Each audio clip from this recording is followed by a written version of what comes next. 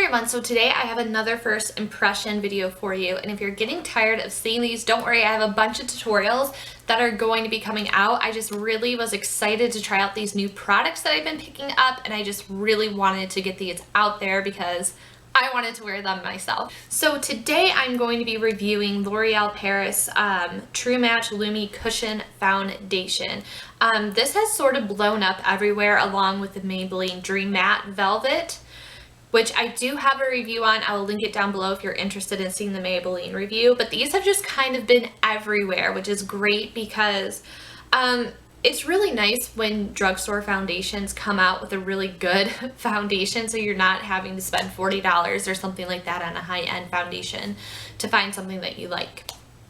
So that being said though, this is a little bit more of an expensive drugstore foundation. Some places I've seen this retail for $18.99, and some places I've seen it retail as low as $14.99. So it is kind of up there for being a drugstore foundation. So this thing better be freaking amazing for being that expensive.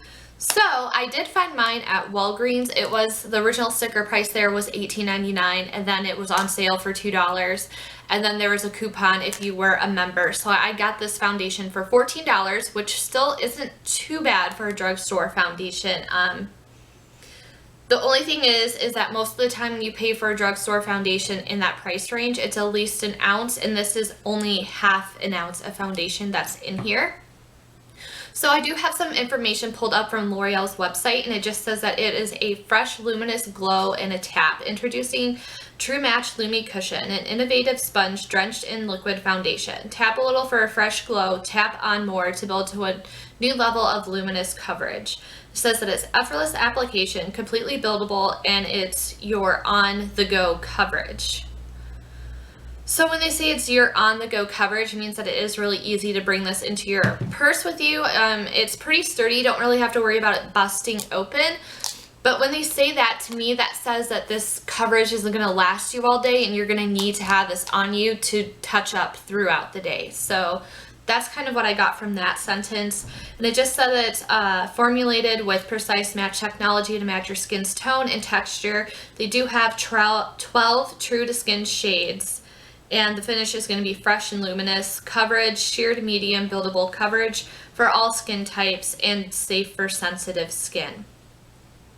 So the color that I got, and one thing that I forgot about L'Oreal is that not only do they have warm tone and cool tone, they also have neutral tone.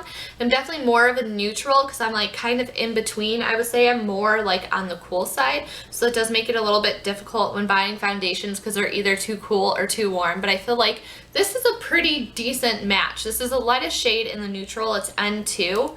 So I basically go into this once I start the demo for it. So if you want to see my opinion on this foundation, then stay tuned. Alright, let's just ignore all of this. It's been a rough morning. So all I have on my skin is just a moisturizer and some eye cream. So I'm going to go ahead and get started with applying this. So I also like that it has this little mirror, so when you open it up, the first thing you see is a little puffy, and then you open this up, and then there is the cushion foundation underneath. So I'm going to apply one side of my face with the cushion, since that's the whole point of a cushion foundation, and then I'm going to go ahead and apply the other side of my face with a beauty blender because that's how I normally apply my foundation. So I just barely tapped, and then that's how much product came off, so that's kind of cool. And then I think you just sort of smush it around on your face.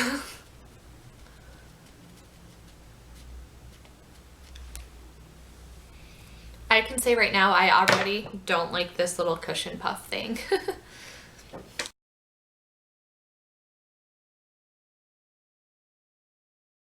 so that is one side of my face done with the cushion, and I don't like this thing at all.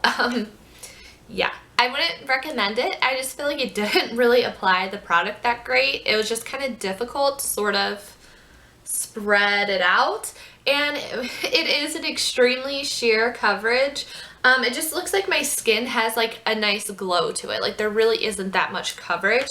I will try angling you guys a little bit more so like I'm more in direct sunlight over here. So if you guys can sort of tell, there really isn't much difference with evening out any redness or anything on my face. So now I am going to go ahead and apply the rest of my face with the Beauty Blender, and I'm probably going to go ahead and just go over this side with the damp Beauty Blender as well. Hopefully the Beauty Blender works out a lot better than the puff did. So I can already tell that the Beauty Blender is working a lot better than the puff. It's giving better coverage and it's spreading out really nicely onto the skin. So here's a better look at what my face looks like with the second coat of foundation, and it looks nice, so I think it's safe to say that this is easily buildable. Okay, so it is a pretty decent coverage. It is still on the very light side. You can still see redness and stuff around like where my zits are, so I'm going to try putting one more layer just to see how well that will cover it up.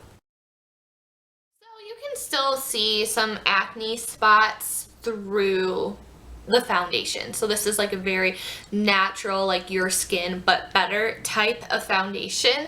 I really love the glow that's on my face right now. I just wonder how well that will hold up and if it will look like super shiny and oily like in your T-zone area later on. So I'm interested to see how that turns out. And then I'm going to do the rest of my makeup and report back with a pro and con list and let you guys know what I think. Okay, so I have the rest of my foundation on, and I do have you guys kind of really zoomed in so you can see how this is wearing. There's just such a nice glow that's coming through, and my highlighter just looks like ridiculous over top of it. So I really like that. I do feel like it sits nicely on the skin. The only thing that I have to say, I'll go over cons before I go over pros, is that if you're a person that just blots your foundation over your eyelid instead of using concealer, you need to set it immediately, because I started to get creasing on this eye. I did not set my entire face with powder. I did use concealer though, so I did set my under eye area, and I always set my eyelids because I do tend to get oily there. And yeah, so it was already starting to sort of like instantly gunk up on the crease in my eyelid, so that's something to keep in mind. You're gonna have to set that area. And that also tells me that it may have issues with sliding around your face if you don't set it with the powder. So it'll be interesting to see how it sets throughout the day. Right now, it feels just the littlest bit tacky, but I feel like it's mostly set. It doesn't really look like much of anything came off of my fingers after I just pressed down onto my forehead. I do feel like it did show the colors and the pigmentation of my bronzer, blush, and highlight really well. I feel like they're really noticeable, and what's really nice with this foundation is that I was using like a matte blush and a matte bronzer. It's not going to look matte on your face. Like I feel like there's still that luminous glow down where my bronzer and blush is, so that's really nice knowing that you're going to get that shine.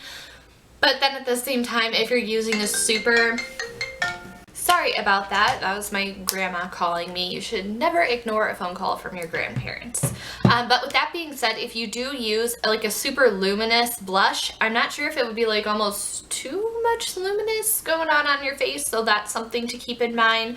So let's get into the pros of this foundation. I absolutely love this. Like this is probably one of the most convenient foundations. I wish that they made more foundations like in a cushion style that weren't ridiculously expensive. Maybe they're going to start to. It's just really nice that you don't have to dump foundation out on your hand and you don't have to pump it out. It just, this is the fastest foundation application that I've ever had just using the Beauty Blender. I'm not a fan of the cushion, as I said. But just using the Beauty Blender, you can get this on your face in probably a minute. Another thing that I like about this is that it really is your skin but better, and I love the luminous glow. I almost feel like today I didn't need to put any other makeup on. Like, I feel like this is going to be the perfect foundation if you're on the go or like you don't have much time to get ready in the morning, but you kind of want to do some slight color correcting. This is going to be the perfect foundation for you. Like, I honestly feel like I could just put this foundation on my face, no concealer, nothing else, and just like fill my eyebrows in because my eyebrows are whack, and just be out the door and just like feel really good and feel like I have really nice looking skin. So I think that that's a plus. This is going to be perfect for just seriously an everyday look. If you do have problem skin, however, you might need something with a little bit more coverage, or you're going to need to use concealer before you put this foundation on. But I just love the finish of this. I just love how glowy and luminous it is because my skin is so dry. It's like really refreshing just to see my skin just have such a healthy glow, and it looks natural.